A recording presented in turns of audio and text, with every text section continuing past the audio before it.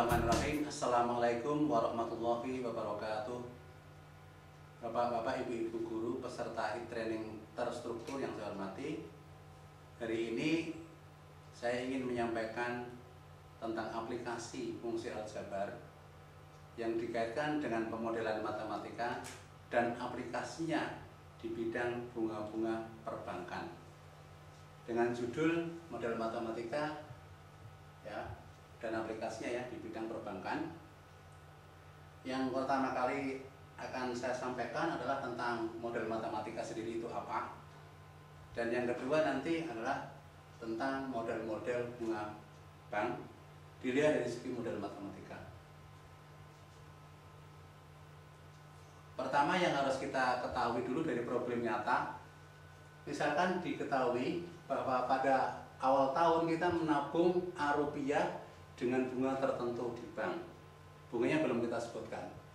Nah, berapakah jumlah uang kita ya pada waktu yang akan datang? Hari ini, esok, hari ini, bulan besok, tahun besok dan sebagainya.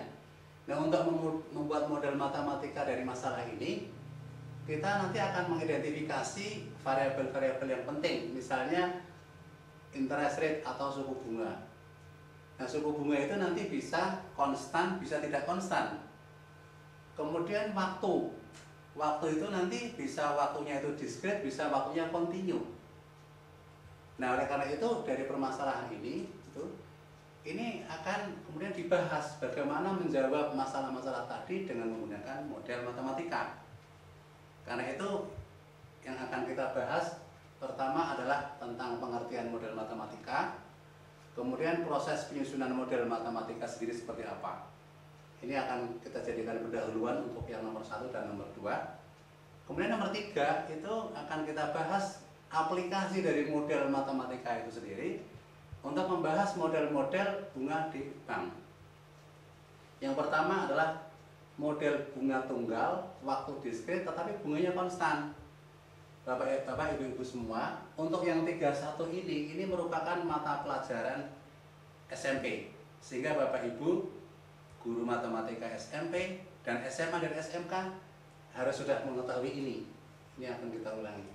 Setelah itu akan kita bahas tentang diskusi 1 mengenai ini satu soal tentang masalah model bunga tunggal waktu diskret tetapi bunganya adalah konstan. Yang kedua, kita akan bahas model bunga tunggal, waktunya diskret, tetapi yang tadinya bunganya konstan menjadi tidak konstan. Maksudnya adalah, misalnya kita menabung hari ini sampai 10 tahun mendatang, kalau model yang tadi itu 10 tahun itu bunganya sama. Tetapi kalau untuk ini, di dalam 10 tahun itu mungkin tahun pertama, kedua, tiga itu bunganya tertentu, bisa jadi tahun keempat berubah, atau bahkan setiap tahun bisa berubah. Nah, karena berubah berarti tidak konstan. Itu masalah yang kedua. Yang ketiga yaitu model bunga majemuk, waktu diskret bunganya konstan. Apa itu? Itu adalah pelajaran di SMA, yaitu bunga di sebuah bank, tetapi sifatnya adalah bunga majemuk. Ya.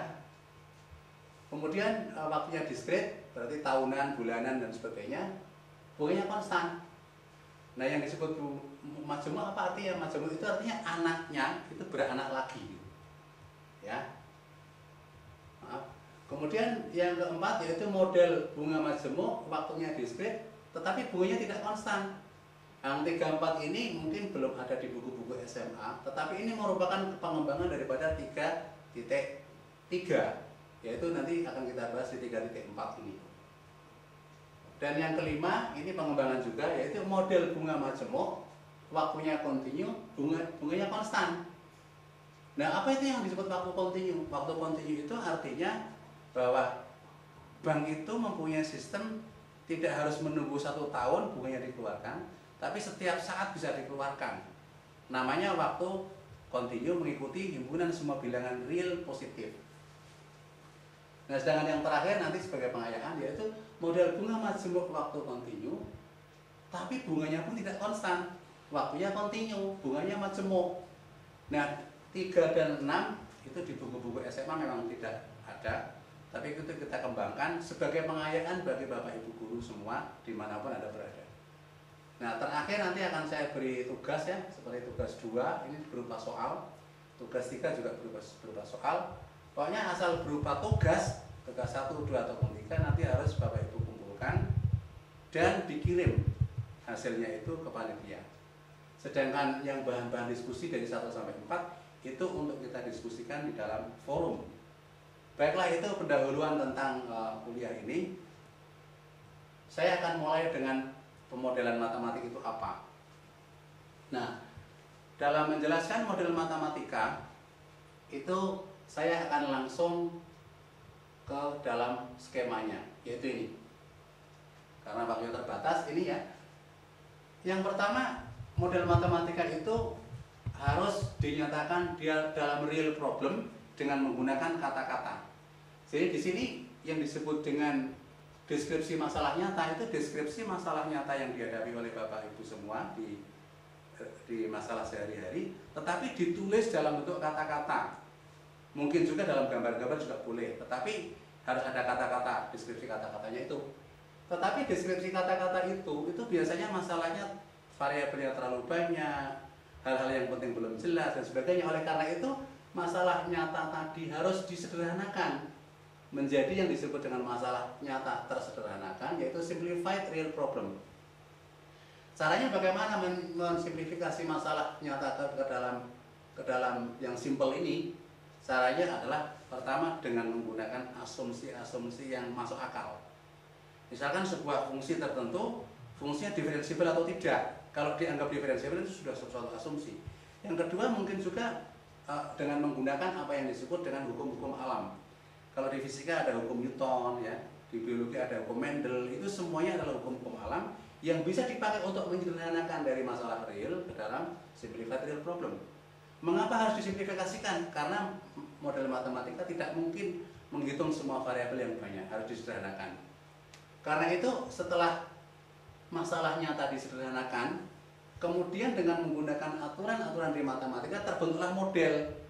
Nah, model matematika ini wujudnya itu bisa menggunakan rumus-rumus aljabar, bisa menggunakan rumus-rumus yang dalam bentuk matriks, bisa dalam bentuk statistika, bisa dalam bentuk apa itu namanya selain matriks, bisa dalam bentuk persamaan diferensial, bisa dalam bentuk integral dan lain-lain. Nah, dalam hal ini nanti dalam bentuk persamaan aljabar yang kita jelaskan. Nah, setelah kemudian itu model terbentuk, barulah kita selesaikan. Bagaimana penyelesaian masalah model itu? Nah, penyelesaian ini ada dua macam. Bisa penyelesaian yang sifatnya analitik, bisa sifatnya numerik. Kalau solusi yang sifatnya analitik berarti rumusnya closed form.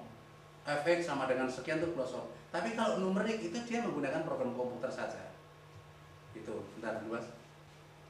Belum selesai itu? Nah, ini interpretasi, yaitu interpretasi ini artinya bahwa setelah penyelesaian baik dalam bentuk analitik maupun numerik harus diinterpretasikan, yaitu kita konfirmasi ke dalam masalah nyata tadi, ya, dikonfirmasi, diinterpretasi.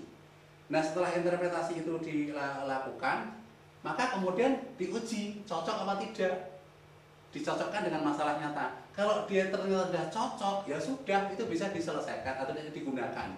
Digunakan untuk apa? Digunakan untuk prediksi, digunakan untuk menyelesaikan masalah tertentu di bidang yang berbeda dan lain-lain. Tetapi kalau modelnya itu ada ketidakcocokan, maka modelnya harus dimodifikasi. Nah, memodifikasi model itu biasanya untuk mengatasi ketidakcocokan tadi, kekurangan. Nah, biasanya bentuknya itu bisa dalam bentuk generalisasi, dibentuk lebih umum agar mencakup solusi-solusi atau penyelesaian-penyelesaian yang kurang cocok. Nah, setelah dimodifikasi kembali ke yang pertama tadi, yaitu membentuk model. Nah, modelnya namanya model yang diumumkan atau model perumuman atau generalized model. Setelah ini diperumum, diselesaikan lagi, interpretasi lagi. Begitulah seterusnya, sehingga model matematika kadang-kadang sudah bisa mencapai 2 atau 3 kali modifikasi. Di buku-buku SMA umumnya modifikasinya paling hanya 1 atau 2 kali. Di model-model yang lebih lanjut bagi pengayaan guru mungkin modifikasi sudah berkali-kali. Sehingga model itu makin sempurna, makin sempurna, makin sempurna. Itu kira-kira ya yang disebut dengan bagaimana membuat model matematika. Saya kira sekian dari saya, dan dalam waktu 10 menit lagi kita akan menjelaskan tentang model yang pertama, yaitu tentang contoh aplikasi model yang sifatnya itu adalah bunga tunggal. Nah, ya, bunganya itu tunggal ya, waktunya diskret dan bunganya konstan. Demikian dari kami, insya Allah kita lanjutkan untuk waktu yang akan datang untuk sesi berikutnya. Terima kasih. Assalamualaikum warahmatullahi wabarakatuh.